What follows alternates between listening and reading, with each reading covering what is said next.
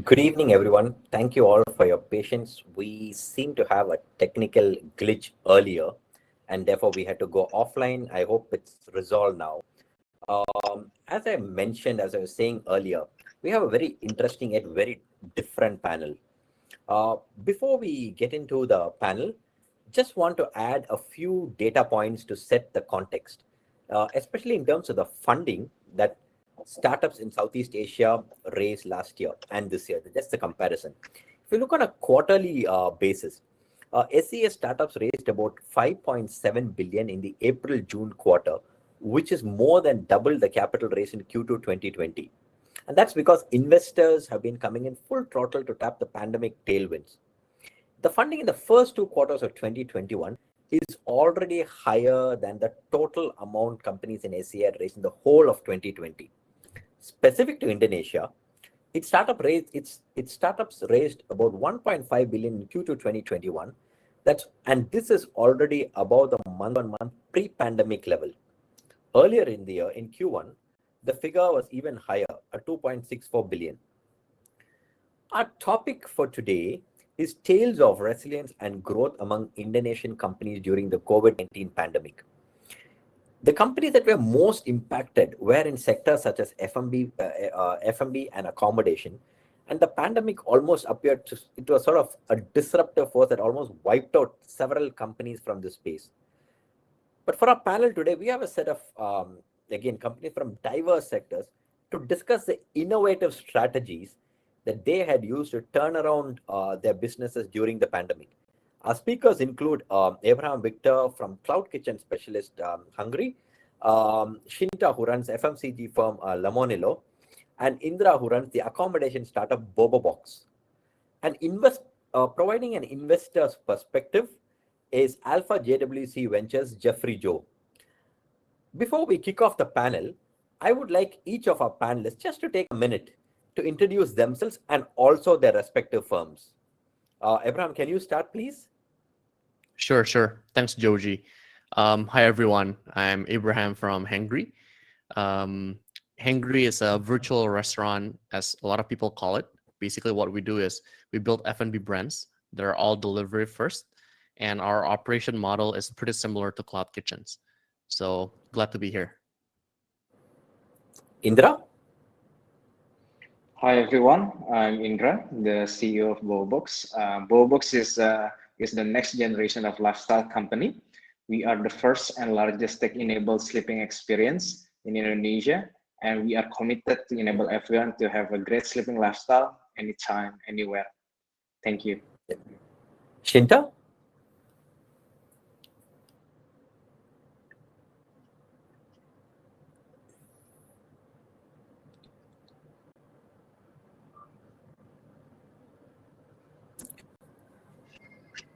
Shinta, do you want to go Thanks, next? Joji. Hi, everyone. I'm Shinta. I'm one of the co-CEO and co-founder of Lemonilo. Lemonilo is Indonesia's consumer tech brand of healthy, affordable, and practical products. We are most well known for our green, healthy instant noodle. Jeffrey? Hello. Yes, we can hear you, Shinta. And we hope you like our product. Hello. Can you hear me? Yes. Yeah. Hello. Thanks, Shinta. We can hear you. Yes. Jeffrey, please go ahead next. Yes. Hi, everyone. Glad to be here. Can you hear me speaking about Lemonilo? Yes. Yes, Shinta. Yes. Okay. I shouldn't repeat it again, right? Okay. Thank you. So my name is Jeffrey. So I'm the co-founder and GP of Alpha JWC Ventures. So we are Indonesia-focused VC fund. We've been investing in the region since 2015. So we have about 50 companies now in the region. So we invested predominantly in Indonesia, but we also have portfolio companies and investments in other parts of Southeast Asia. So we invest in early stage, so from seed until Series B, and so we have been fortunate to see some of the incoming trends, and also seeing especially how the region and also Indonesia evolve, especially because of the pandemic, which we will discuss after this. Thanks. Yeah. Thanks, Jeffrey. So Let's start with the pandemic. We're 18 months into the pandemic. And I would like all of the panelists to sort of recall the situation last year. It'll be great for our audience if you can again take a minute or two to share your initial reactions when the pandemic hit. Let's get into the specifics later, but I want to know what it was in the first 2 months of the pandemic. How much did each of your numbers drop compared to the pre-pandemic days? And what were the questions you had to ask then to avoid potentially painful future consequences? We can discuss the recovery later, but let's just hear from you on what the initial response was. Abraham, you want to start? Yeah, sure. I think the first early months of the pandemic hitting Indonesia was honestly a bit tough. And I think the questions that we asked ourselves were, I would say, existential in nature, I think. So the first question that I think we were asking ourselves was, how should we operate in this situation? Because our staffs obviously are at risk. And then our customers would also be at risk, right? So I think that's the first question, like how should we operate? And then of course, later on, this question got answered better throughout time, implementing some safety measures to make sure that our staff and customers are safe. But the second thing that we also asked ourselves was whether or not the delivery, like food delivery lifestyle is here to last. Because I think at that time, our revenue was down by 30% in the first 2 weeks of the pandemic. And we were nervous because as a startup, we have been only seeing uptrend. And that was the first time that we were ever seeing a downtrend. So yeah, that was kind of nerve-wracking. But thankfully, after 2 weeks, everything bounced back. Indra, what about you? Because travel was the most impacted when the pandemic hit. That's right. I guess it was one of the worst nightmare for any hospitality player, right? It was the worst crisis in the hospitality sector. So I still remember when Pak Jokowi announced the first 2 positive cases in Indonesia. We've seen a rapid decline in terms of occupancy rate, and we saw the same trend happening to all the operators in Indonesia. And the amount of decline is massive. Like we've seen a lot of hotel operators are operating even to the single digit occupancy rate. So that's pretty crazy. And what makes it worse, it happened at the same time during the fasting month in Indonesia. So, it was the lowest month of the year. So, our occupancy rate, what used to be 90% occupancy rate dropped to 30 to 40%. So I guess that was pretty crazy. And just like what Abraham said, the question should be like, how can we navigate through this pandemic? When will this be over? And start doing a lot of scenario planning. Looking at countries who got affected first. Looking at how China was dealing with it, and and then try to simulate a lot of scenarios, like what happened if it falls to below 20%. What happened if only bounce back to 50%, 60%? So I think in the early days, we did a lot of simulation and assumptions and just hoping for the pandemic to be over soon. Yeah. Thanks, Indra. Shinta, let me come to you. Food was not so much impacted, but what was the impact on the company as such?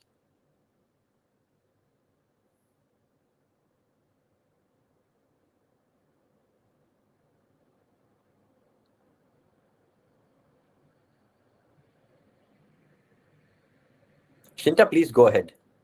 I think we have a lag. Well, actually, I think the pandemic is a scary situation for everybody, including us who happen to be in the food business. At the time when Indonesia and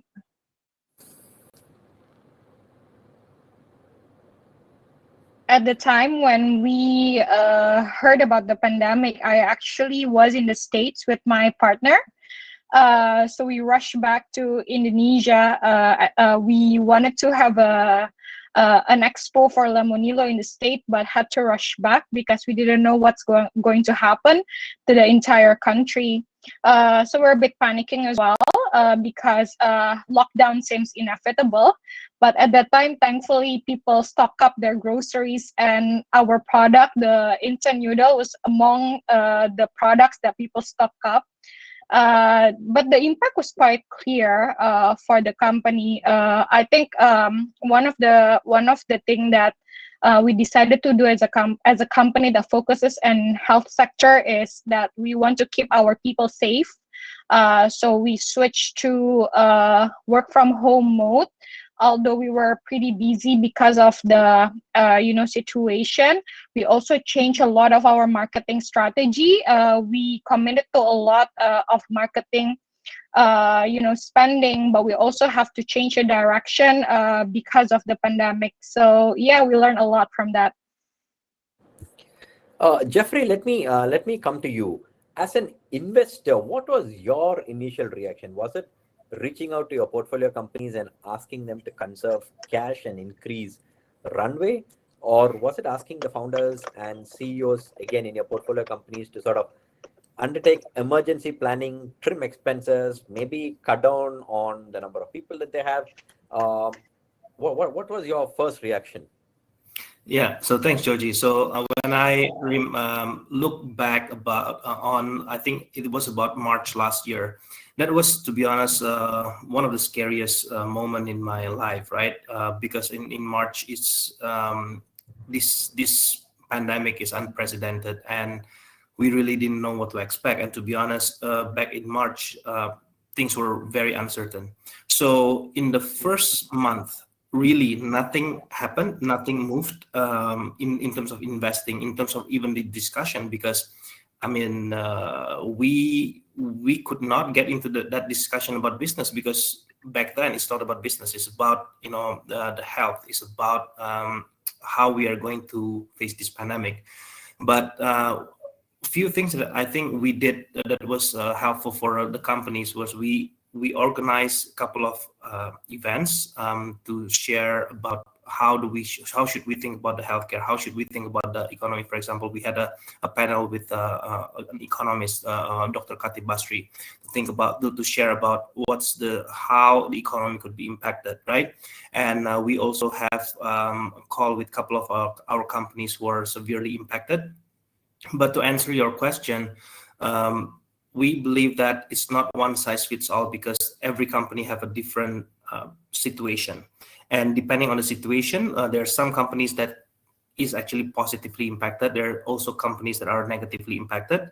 But back then, the focus for us is, number one is the safety and well-being for everyone, and then second on the business.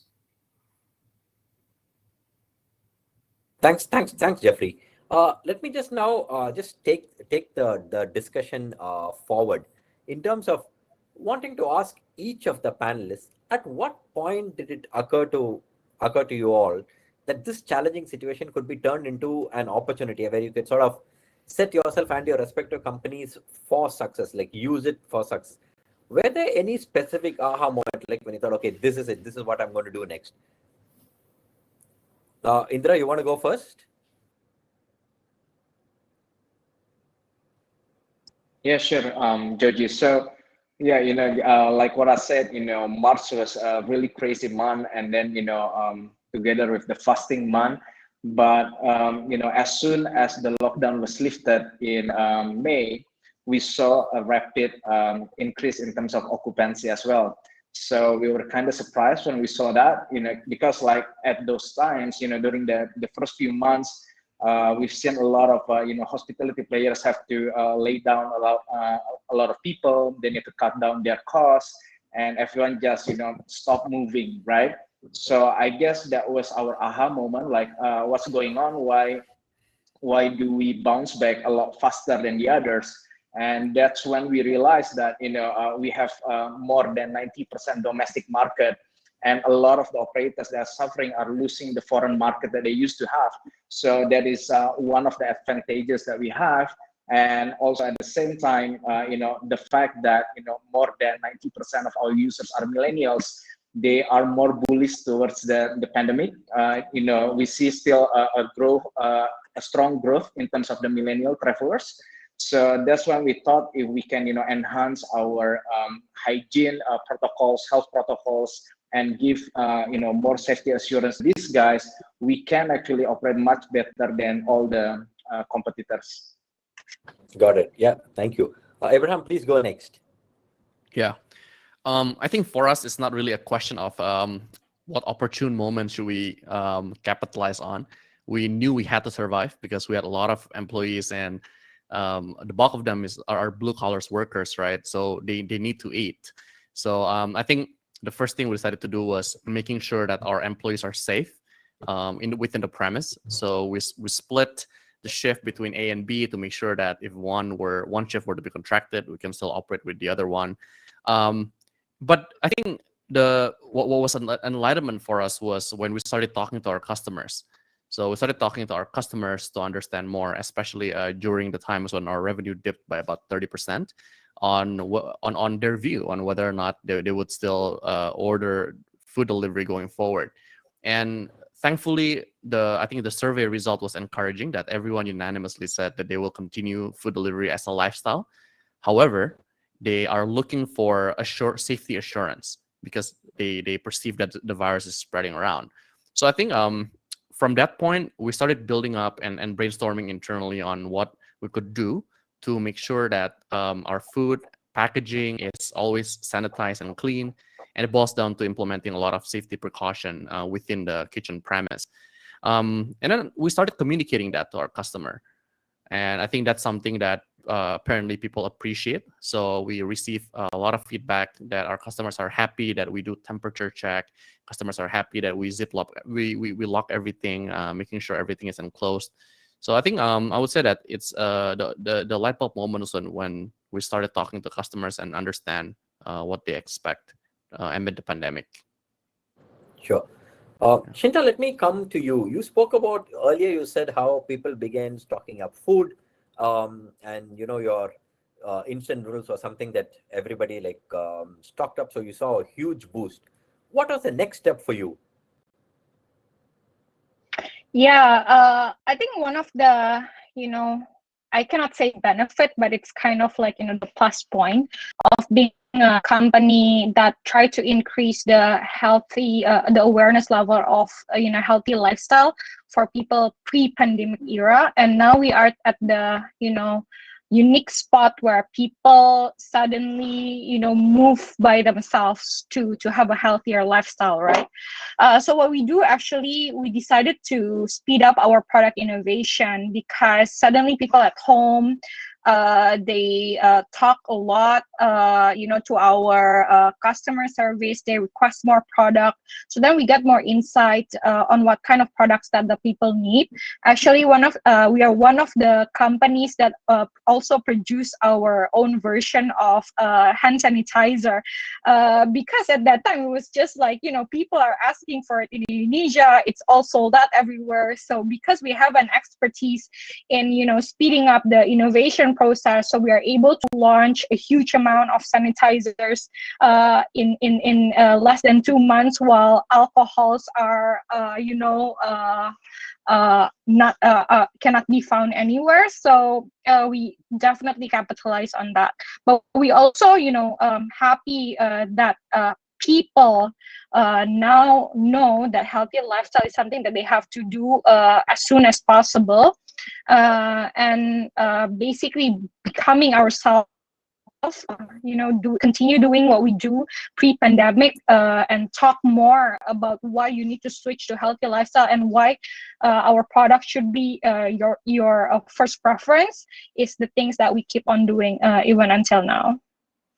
Got it. Jeffrey, once you made the overall assessment of the situation, as a venture capital firm, what was your next step? Was it sort of quickly closing deals with the companies that you were already talking to, or actually did you slow down deal making? And the second thing I want to ask you was, did you see this as an opportunity maybe at that time, right, in the first few months of last year when valuations were a bit soft? So did you see it as an opportunity to get into the cap tables of companies who may otherwise have not been really racing at that point of time? Yes, so maybe let me set the time frame so everyone here can have a bit more context, right? So I would say that my answer will address with the context of in the past 1 year, starting from, let's say, June, July, August last year until now. So a few things. The first thing is that I think this pandemic really changed the landscape a lot, both for the investors and also for the founders. The founders who are coming to the market after the pandemic started, I will say that are those founders who are really not only more risk-taking, but also more experienced and really serious in building the startups. Because building startup alone is already hard, but building startup during the pandemic is even harder, right? So I will say that there's a lower quantity, but higher quality, if you will, from the founders in general. In terms of the investors in Indonesia and also in the region, we also see that who are actively continue to invest actively, and which one that are maybe not. And I will say that also give a signal on who are actually really investing in this region and who are more opportunistic, right? But in terms of what we did in the past 1 year, or let's say in 2021. We have invested in a lot of companies, and I've even said this internally that we've never been this busy and this active ever before. So we've been investing since 2015. In 2021 was the highest number of investments that we've made, and also the highest capital that we have deployed. And in terms of the valuation, maybe the valuation was a bit, I would say, reasonable or lower when during the initial part of the pandemic. But now, to be honest, the valuation is actually increasing. I would say not only in the region but also globally. I think it's good for the founders, maybe not so good for investors. But that is the situation currently that we are seeing.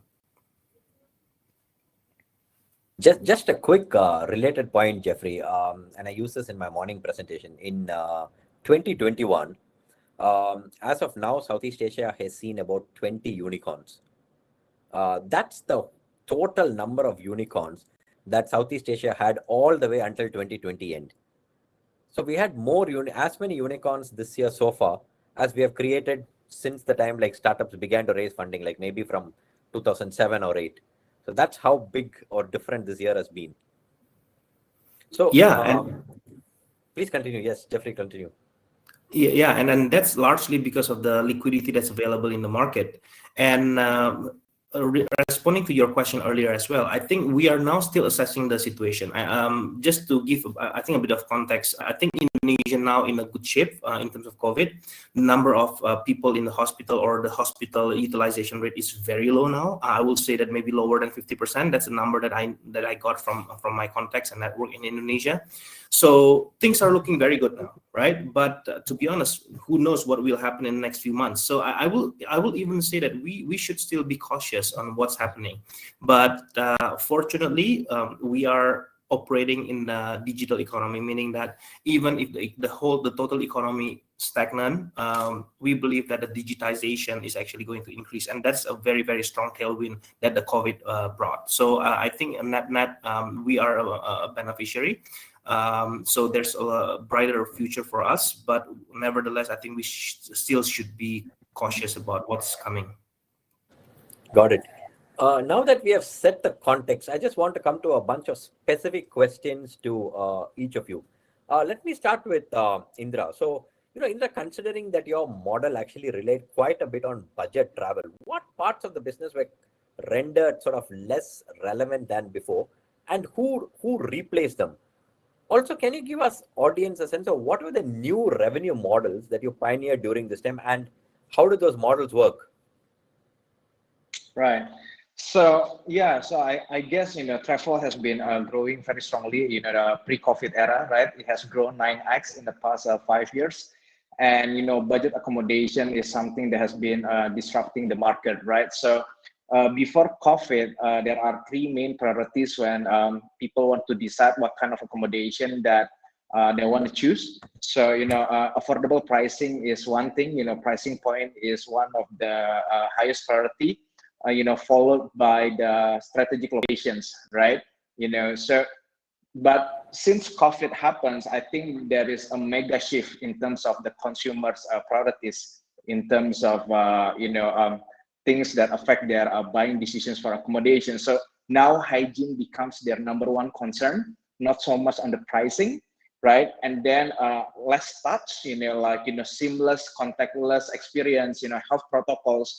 They want to make sure that the facilities are safe for them, and last but not least is less crowd, right? So they want to make sure that there's social distancing there. So I saw that as an opportunity for us, right?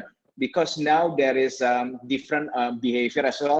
Like when before COVID, people used to travel frequently, so the duration of stay is like 1 to 2 night stays. Now we're looking at a lot of longer stays, right?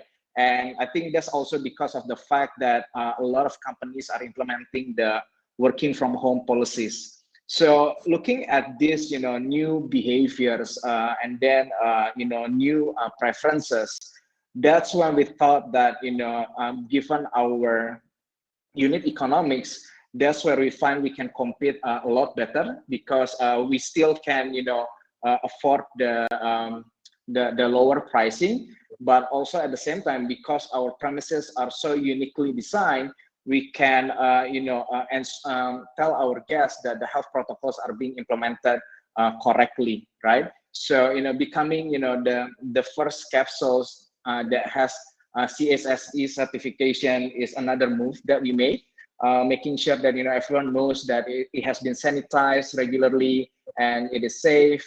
And I guess having technology integrated to the sleeping pods is also another advantage, because what we developed 2 years ago as a contactless experience becomes something that many people are looking for, because they want to have less interactions with people. Indra, I have a quick related question to you.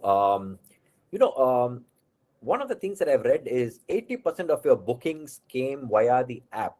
So was technology a big differentiator for you, because you're not depending on travel agents at all? Right. So yeah, before COVID, until today, we are still working closely with a lot of OTAs, right? But I guess the way people find us is different during COVID. So we know that a lot of OTAs has been severely impacted as well. And a lot of them are not doing any campaigns or initiatives, right, during the pandemic. And that's when people actually find us easier compared to the other operators, because we have our own website, we have our own app, and they can book directly via our app.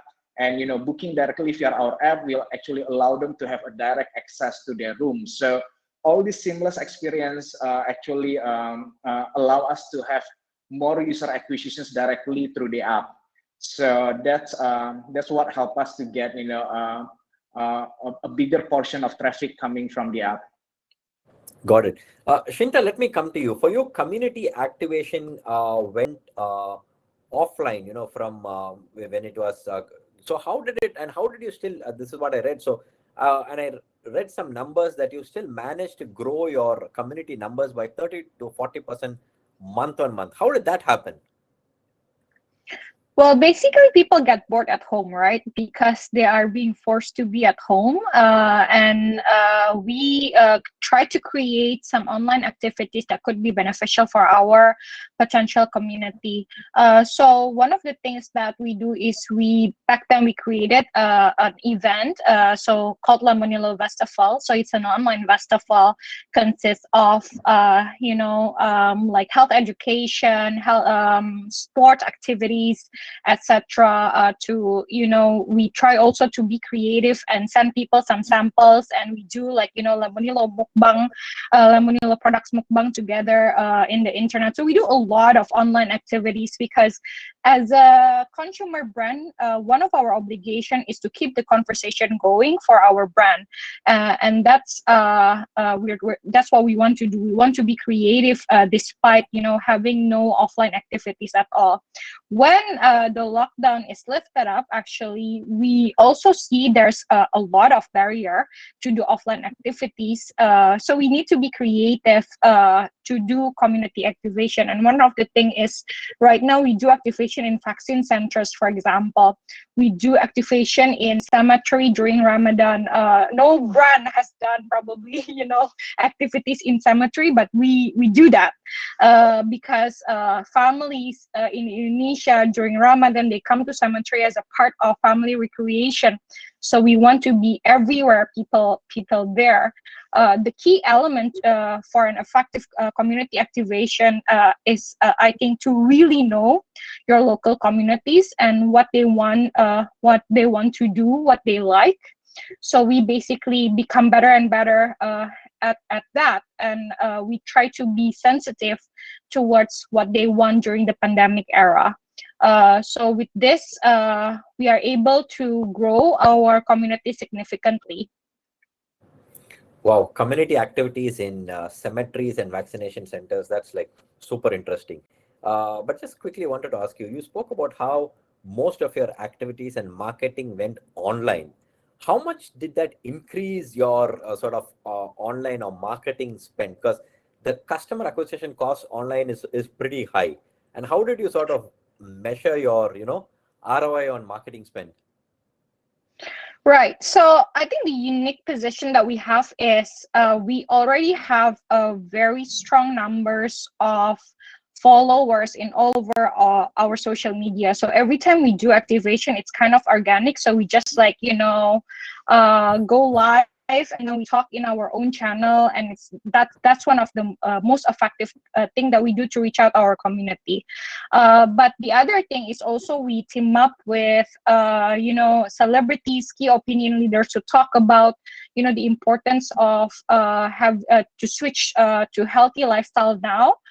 So there's a lot of people that bring our mission and talk about the importance of healthy lifestyle on behalf of the company, on behalf of Lemonilo. So in total, I think we always see our marketing budget as in aggregate, because for example, when you are a company like us who do 360 marketing, ranging from TV commercial, TV built-ins to online digital activation, you cannot just slice and dice and see what is the ROI for Google ads, because sometimes you put your ads in Google, but people purchase your product offline. So we always see what are the budget spent versus the sales and the real money that comes to the company's bank account. So just that simple, because sometimes the thing about digital marketing is it seems like the number is okay, but you really don't know what is the attribution that comes from that particular ads, right? So we always see everything in our aggregate. Yeah, thanks. Somebody has also posted that question which you answered, like in terms of marketing expenses. Abraham, let me come to you. You have spoken about how your revenues, Hangry's revenue declined 30% in the first few months, and then it sort of grew 22x through the rest of. How is that even possible? Okay. I mean, first of all, definitely thank God.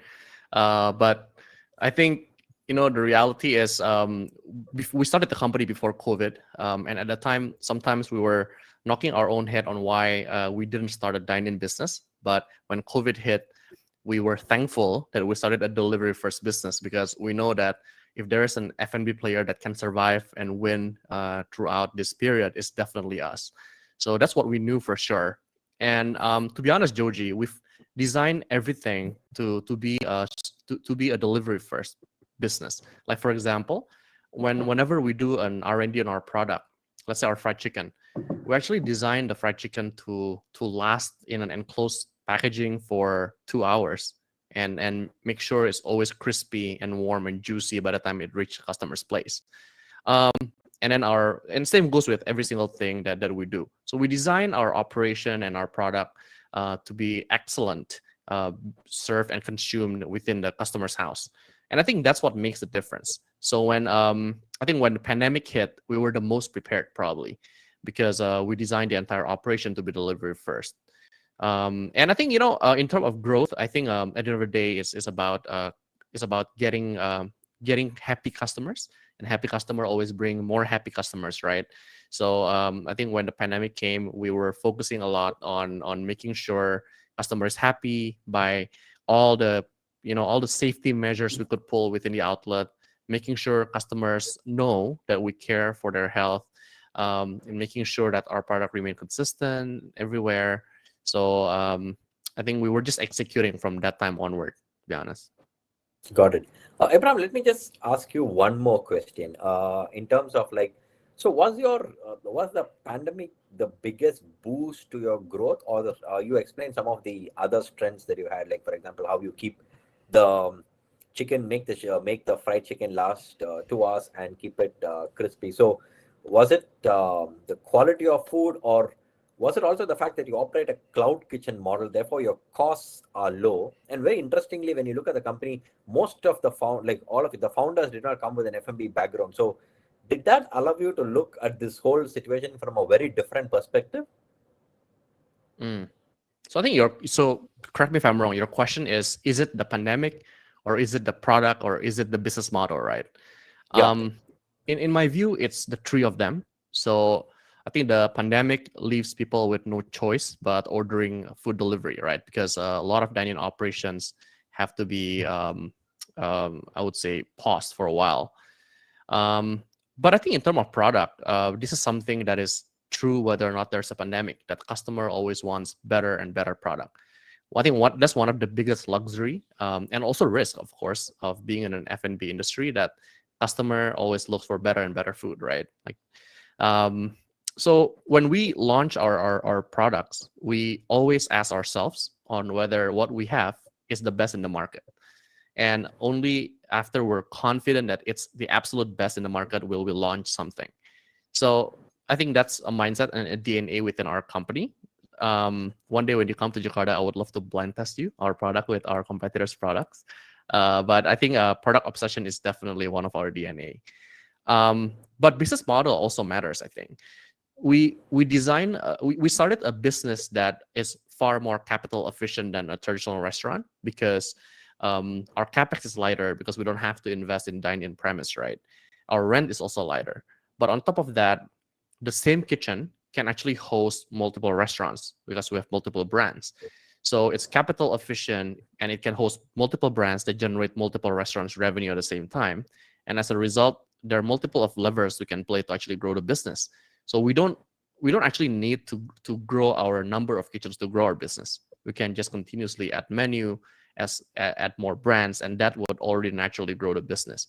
So I think like those levers of growth and combined with the fact that we're far more capital efficient than a traditional restaurant, I think gives us more space and agility to remain aggressive throughout this period.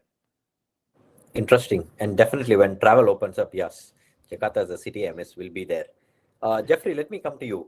From the VC perspective, if you look at Indonesia, and for that matter, whole of Southeast Asia, very few of VCs have invested in the consumer businesses.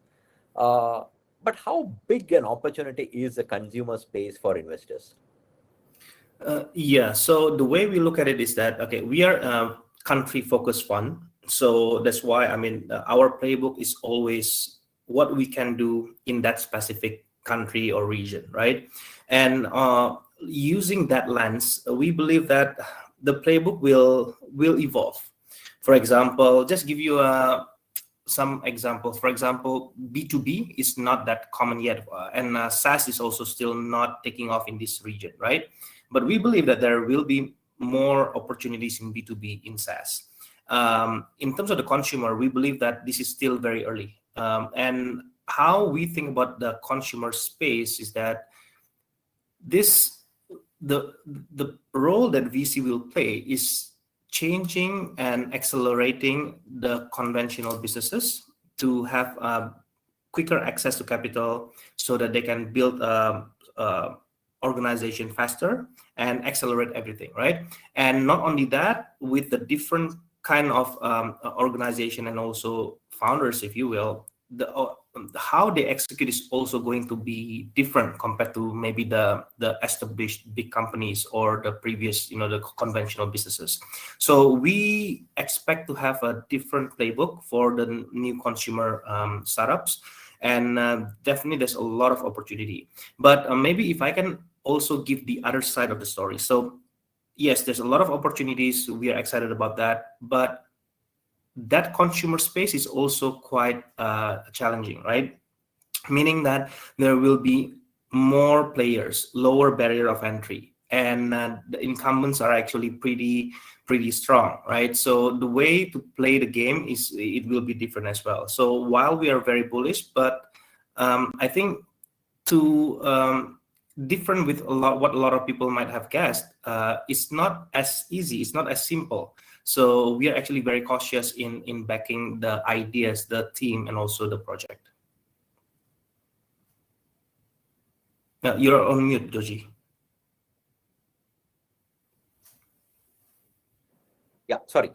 Jeffrey, what I was asking you is, as early investors in consumer startups, especially in Indonesia, secure good exits and returns, and even the valuations of some of your portfolio companies like Kopi Kenangan, like as they shoot up, do you see a lot more VC firms, because so many firms have raised so much capital, entering this space that they've traditionally ignored?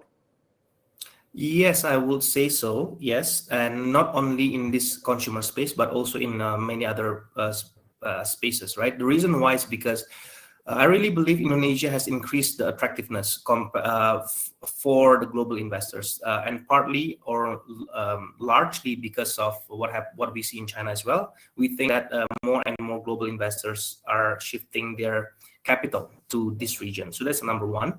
And when we think about the exits and also valuation, so one thing that we like the most about this space is that the exit is very, very, the likelihood of exit is very high, because we know that this is a profitable business. We know that there's many comparables, and we have a high certainty or high visibility on what the exit will looks like. We know for sure when the company at that scale, what will be the multiple, at least based on the current market comparables. And there are many comparables out there, right? So that's the best thing about the consumer play. And of course, with the technology, there's an upside for the business model, but the base case is pretty predictable. Got it. I want to sort of change, the focus of the discussion a bit. Talk about new products, expansion, and also very interesting on how all of the founders that we have on this panel handled fundraising. So Indra, let me start with you. You have launched a series of new offerings, co-living, camper van, cabin. How did you sort of come across, like, what made you sort of do all of these new products amidst the pandemic? Take us through your line of thinking here, and what is the research that you did to know what level of adoption these new products will have? Right, great questions, Joji. So yeah, basically, in Bobobox, we always believe that when we want to create a product and launch it to the market, right, you have to be able to address three different, things, right? The first one will be the jobs to be done. So basically, we need to deep dive into the consumer sentiments, consumers' behaviors, and we believe, pandemic has changed a lot in terms of the consumers' behavior. And then the second thing that we have to address is the unit economics, like what will make sense in this time of crisis, what kind of buying power that the consumers are willing to pay. And the last factor that we have to consider is how we can actually use our industrial science as well as our technology to scale up the business, right? Those are the three things that we use before we can create a product.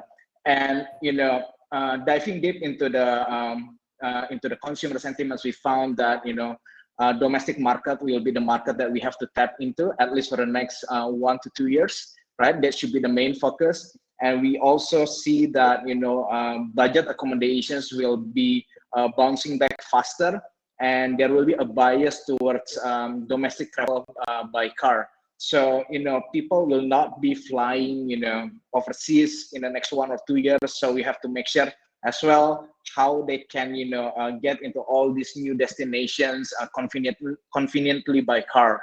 And also, we've seen a lot of data showing that there's a lot of searches in staycation, authentic experience. Basically, we found a lot of people are just, they just want to travel. They want to spend time with their, with their loved ones, with their friends. They just want to find the right destinations for them to do that, right? And then, last but not least, is the outdoor preference, right? So, the new luxury is the isolated vacations, right? Vacation that is far, vacation that is safe from anyone. So, based on all those data, then we figure out, what if we were to implement our modularity and space efficient concept, as well as our technology, to be set up in an open environment. That's when we came up with the Bobo Cabin product, right? So, so we went to a lot of outdoor destination, asking a lot of the local people there, and they've been saying that there is a huge increase of traffic coming to these destinations. They even have more customers than before COVID. So that's why we thought that can be a great opportunity for us to tap into these places and offer something that is better, offer something that is more flexible. Having technology integrated with the cabin allow people to have more flexibility in terms of the booking process and in terms of the cancellation, and also with the right concept and access to capital, we can grow a lot more aggressively compared to the other operators who now start doing a lot of glamping business models, right? So yeah, it will be based on those three pillars, Joji. The jobs to be done. We see that people need to find a place so that they can work and then have vacation. Spend time with their loved ones. And in terms of the unit economics, we've seen people are paying more and more. As long as they can have the safest destinations, and then the technology itself, the modularity, and the platform, the booking platform that we have, allow us to expand a lot faster compared to all the competitors that they are in the market. Interesting. So you went from just offering mere accommodation to experiences too. Shinta, let me come to you. Yeah. So I was saying that for Bobobox, you went from offering accommodation to adding experiences also on top of it. Shinta, let me come to you next. Two questions for you. One is, you have been launching new products in the indulgence category. So what makes you think that this category is pandemic resistant? And the second is, you've also been launching a lot of new products exclusively online. So do you crowdsource ideas, feedback, and does it give you an edge compared to many of your competitors? So yeah, thank you, Joji. So first of all, we of course didn't know that indulgence category would be pandemic resistant. What we know is we have really good inputs from our consumer, from our community, about the type of product they would like to consume in home during the pandemic. And actually, snacks and indulgence category is among those, because I think here's the thing, you get bored easily when you are being forced at home, and when you are watching TV and you want to munch something, sometimes you keep on thinking whether I munch something good, whether my kids munch something good. So basically, we just hear from our consumers and create something that they want. This leads me to answer your second question. I think being a company that have a direct connection with our consumer because of our D2C approach, we really know what are the things that they like and they don't like. So for example, if we compare the model between Lemonilo and conservative FMCG company, conservative FMCG company, every time they need to launch something, they need to launch it big. and they usually launch it through offline channel with conservative model. Whereas for Lemonilo, we launch everything in small batches using our own D2C platform, so we can gain real consumer insights and improve the quality of our products over time before we launch it and scale it to regular outlets. So we are able in the span of 2 to 3 months after the launch to improve not only like the texture, the taste, but also like the packaging, the pricing, everything, and adjust also the quantity demand that is required by our consumers. So this definitely gives an edge, and this has been helping us in speeding up the product innovation and also the launching and scaling up process.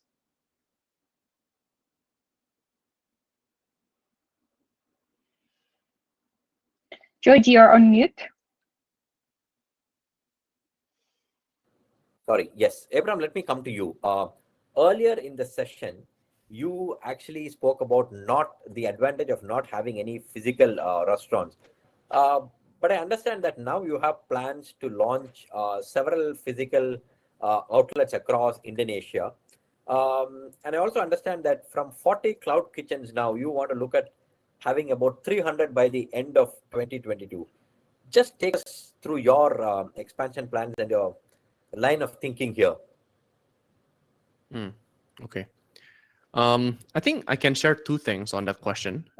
First is what our customers have been telling us, and second is what the trend we've been spotting about some of our operations that are outside of Jakarta. So we actually, I think I would say that our company strategy is mainly driven by customers' voice.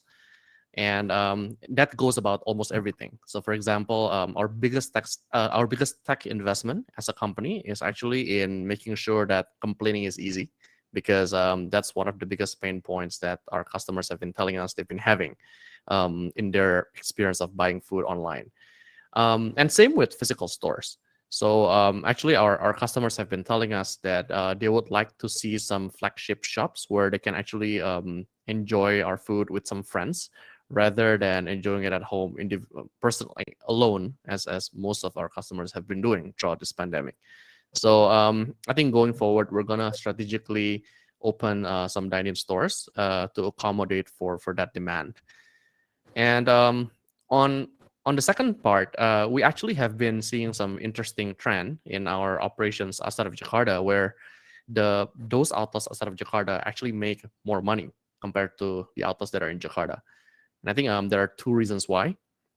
First is that there are less competition in those cities compared to Jakarta, because Jakarta is a very big city where there are thousands of restaurants, often very densely located close to each other, right? And the second reason is that OPEX is generally cheaper outside of the capital city. So salary level is much lower, whereas at the same time revenue is or purchasing power is the same. So I think for that reason, we would like to penetrate to those second-tier cities across Indonesia that we haven't gotten any presence on, and that's basically the bulk of our strategy for 2022. Got it.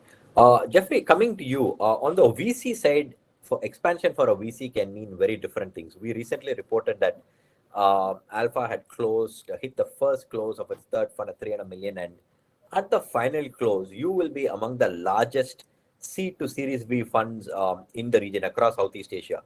So in terms of investment thesis, what will change with the new the vehicle? Will it be the ability to back companies all the way from the seed stage to Series A, B, or even C? Or will it be expanding to more markets in Southeast Asia? Yeah, so for us, we are Indonesia-focused fund, and Indonesia will always be our main market. But with the larger fund size, of course, we can have a more capital to deploy in the neighboring countries, right? But how do we deploy the third fund is we believe that when the market is getting more mature, everything gets quicker. So for example, the amount of time needed for each round is also getting shorter. and we also see that that will require a lot more capital, and especially if we are on the recovery phase after COVID. I think we will see quite a lot of movement in the market. Recently, the market is extremely hot, and thanks to a lot of good catalysts in the market. One, which is, I believe, it's one of the most important thing is the Bukalapak IPO. It has proved that Indonesia is a good market to list, and then we have actually the demand, the depth of the market, right? So that has just given a lot of reasons for investors, not only the VCs. I think the most amazing part is that we don't need to rely on VCs for this space, right? There's public investors, there's retail public investors as well. So that is just going to give a lot more momentum for the market. So if anything, Joji, I think the next 1 to 3 years will be, even faster, even more exciting than the past 5-6 years that I've been investing. Okay, so I want to now, on a related note, maybe spend the next 5 minutes looking at the whole fundraising, questions around fundraising. Indra, let me come to you. So Bobobox raised about just under 12 million in May last year. Was that sort of done, did all of those discussions happen pre-pandemic, or what would have been the outcome, say, if, you had gone fundraising a few months later? Would it have been very different? Yeah, good questions, Joji. So yeah, we have a lot of interest, from strategic investors before COVID, because we are performing at 90% across all locations, right? So the discussion started before the pandemic, and then the pandemic hits, right? But I guess lucky for us that, like I said earlier, we bounced back a lot faster than the other competitors, right? So the potential investor at the time, so that we managed to get a V-shaped recovery. So they see the resilience of the team in terms of improving the business model, the revenue model. We are very agile in creating additional features, making booking more flexible, better cancellation policies, and all that, and then the seamless experience. So I guess having all those things added to the facts that we have, I think it gives more confidence to the investors, and that's when we managed to not only close the round, but to have a bigger round than what we initially planned. So and I guess if the fundraising comes later, after the pandemic, I would say it can be a lot more exciting as well, because now we have more products, right? Especially with the new product market fit. I think that adds a lot of value. Since we launched it in February, it has been 100% occupancy rate, throughout all locations. So I guess, like what Jeffrey said, things are moving very fast as long as we can, listen to our consumers, just like Brown said, and come up with the right solution. I guess now is the best opportunity, and I guess we have also seen a lot of the hospitality players like Airbnb, how they navigate through this pandemic and manage to get an amazing IPO, and so I guess that boosts up the investor sentiments. Yeah. Got it. Shinta, you raised an undisclosed Series B earlier this year. How tough was it? And on a related note, what does it take to be a woman founder and operate in the consumer space and also raise capital amidst the pandemic? Well, I think, honestly speaking, no entrepreneurs like to do fundraising cycle, right? So we all probably hate it, but that is something that we need to do, and over time we become kind of good at it. But was it tough? It's tough, of course, but I think the business model and our consistency helps.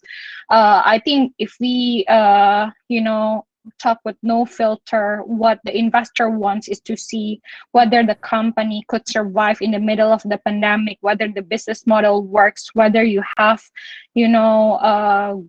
good products, ups and downs. It's something acceptable, I think, for any business, as long as you know how to get back up, and you can play this long term. This is something that I think become very, very important for both the companies and the investor. And that's how Lemonilo was able to do fundraising even in the middle of the pandemic. Being a woman founder, I think, honestly speaking, I don't think gender becomes a very important factor anymore. Well, for the most important factor is how that you can prove as a founder that your company can continue to grow whatever the situation is. In fact, women, I think, gives me a unique position to bring new perspective to the table. In Lemonilo's case, for example, 60 to 70% of our consumers are women. So definitely having a women founder helps because I don't have to learn what does it mean to become a woman and what is the woman's perspective, because I experience it and I am my own company's biggest fan. So I think it's all good. Yes, but big picture, being a woman founder in Southeast Asia is still tough, because our data team looked at all the deals that happened last year, and if you take Grab out of the equation, only 4% of all the funds raised by startups in 2020 went to companies headed by women. But that's like a separate conversation. So just like that, in that context, I was asking how tough it is. Abraham, let me come to you. Two quick questions for you. Were you lucky that most investors understand the concept of cloud kitchen? That is one. And second, how much of an advantage is it that this is not your first venture? Globally, second-time founders have traditionally found it easier to raise capital, and also they've been able to raise faster. I think, to be honest, in contrary, it's I think not a lot of investors actually kind of understand what we do, and the ambition that we have seems daunting as well, because we want to build the next generation of global brands, like being a part of global citizens' lifestyle in the next few decades, and that's something that is daunting for a lot of VCs. So I think it took us it took us a lot of talking to a lot of investors to find the ones that are genuinely interested in backing such ambitions. And I think to your second question, being a second-time founder probably helps opening doors, but like what Shinta said, I think fundraising is something I genuinely hate. I think it's the one thing I dislike the most about this job. And being a second-time founder doesn't make it easier at all. It's always extremely hard. So we're extremely grateful to those who entrust us in the end. Got it. Jeffrey, let me sort of come to you on the whole related to fundraising, because capital is a commodity today. And for the best of companies, they have access to capital from regional funds, from global funds. So how do you see the landscape where entrepreneurs have a lot of choice? So what is the value add you bring, or do you see a lot of entrepreneurs just going with the highest valuation? I would say that the best founders that I've dealt with always carefully choose who are going to be in the cap table, and I would say that with high certainty that our best founders do not choose the highest valuation. In fact, I have quite a lot of data points saying that the best founders will sacrifice valuation over the right partner in the cap table, right? And I think going forward, that will be the case, especially when the ecosystem is getting more mature. I think what will happen is that the transparency will be there, right? When I started in 2015, no one could accurately predict how we, Alpha JWC, will behave. But now we've been in the market for 6-7 years. What we did in the past 5, 6, 7 years has determined us, right? And I will say that the predictability, the positioning of each of the firms will make a big difference in how the founders choose. But the reality is that no one VC is the same. There's always differences. But the most important thing is that now we will have more data points. A lot of our founders did reference check before accepting our offers, and I think that will be the norm. Yeah. We're running out of time, so I think we can just do maybe a quick round of questions, especially on the road ahead and the challenges. So Abraham, let me start with you. Is multiple waves of COVID with no end in sight your biggest challenge? And there was also some report that you're looking for profitability by the end of 2021. Is that still on? Yeah, absolutely. No, I think I think the one thing I think about the most every day is on how we can build a brand that would be an enduring global brand, right? That's something that we have in mind. And customers in Indonesia or across the globe always are spoiled with so many choices. It's not enough to be good. Like, we have to be great. And I think as an F&B player, it boils down to operation, actually. It boils down to execution that makes sure that customer is not just okay with their experience, but they're really happy. And such happiness is usually proxied by NPS, and the higher NPS is, the more promotion comes naturally from your customers, right? So I think that's what that is our biggest one thing that we always think about every day, and we're definitely still very early in this journey. Sure. Just a quick related question. You talked about building a global brand, and when you do that, you come across several of the global majors who are in the F&B space. So is scaling your biggest challenge? Because after a while, it's, you need a lot of other things, right? You need distribution, you need marketing, you need to get your logistics right, you need to get your supply chain, and that is a very different ball game which some of the global MNCs are mastered. I think to be honest, scaling at this point is still challenging, but it was more challenging than when we just started the company. Fortunately, there are a lot of players we can learn from, including the large QSR chains of the world. But I think right now the biggest challenge is getting people to have the first step of our product. So we have a very high rating in delivery platforms. We have a much higher NPS than the other peers in the industry. So our homework is to get people to try our product for the first time. That's the biggest challenge. Got it. Shinta, what are the white spaces where they're currently, especially when it comes to healthy lifestyles, eating healthy food, where there are no real local offerings? I'm just making it up, but for example, like having Indonesian Greek yogurt or Indonesian cheese or energy drinks, so where you can actually come up with locally manufactured products that are healthy.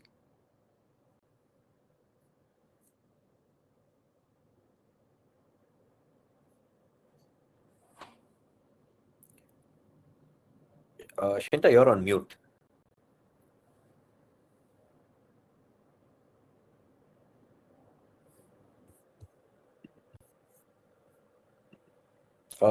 Shinta, you're on mute.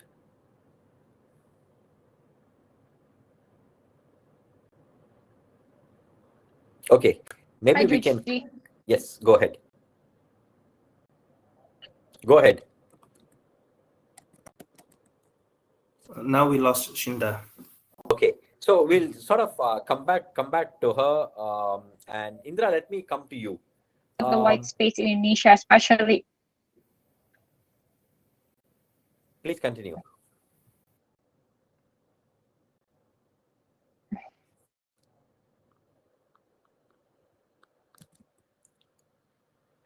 Continue. Okay. Please. So yeah, talking about the white space in Indonesia, but especially in the consumer industry, there's still a lot of room.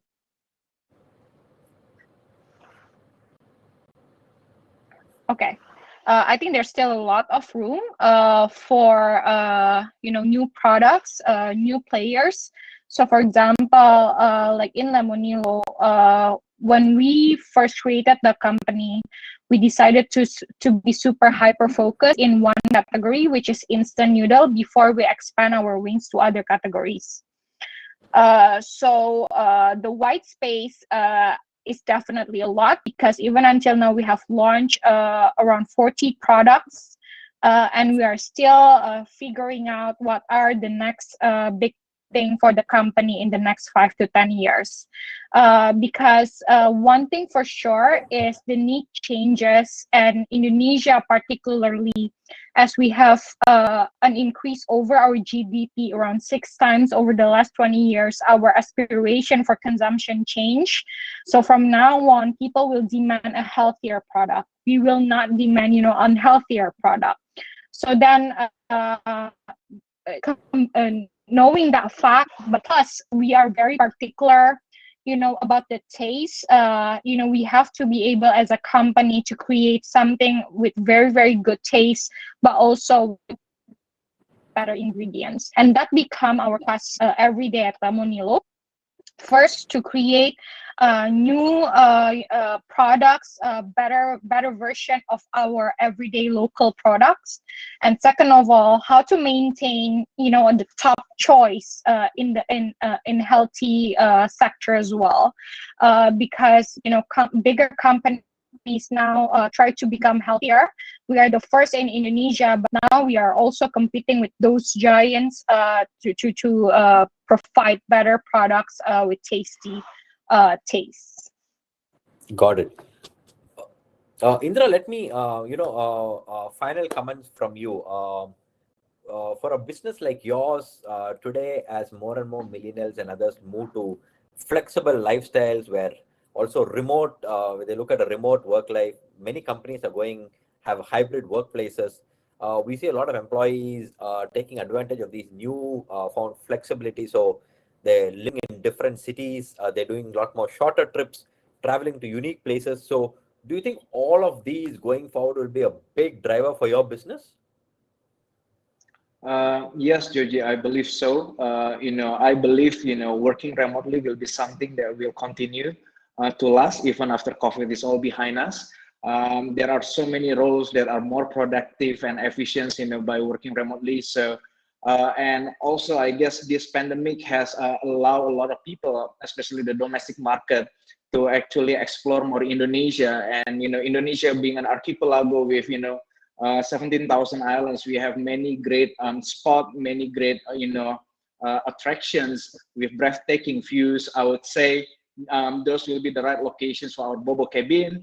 And just for an example, in Bali itself, the domestic market has been growing towards the eastern and northern part of Bali. So that's very exciting. A lot of cities in Indonesia discover a lot more new destinations like they never seen before, and that will be good for the Indonesian tourism. And I believe what we have here as a product, as a technology, we can be that locomotive of the new tourism in Indonesia. So, and looking at how the millennials get exposed to all the experiences, that will be another reasons why they will travel even more.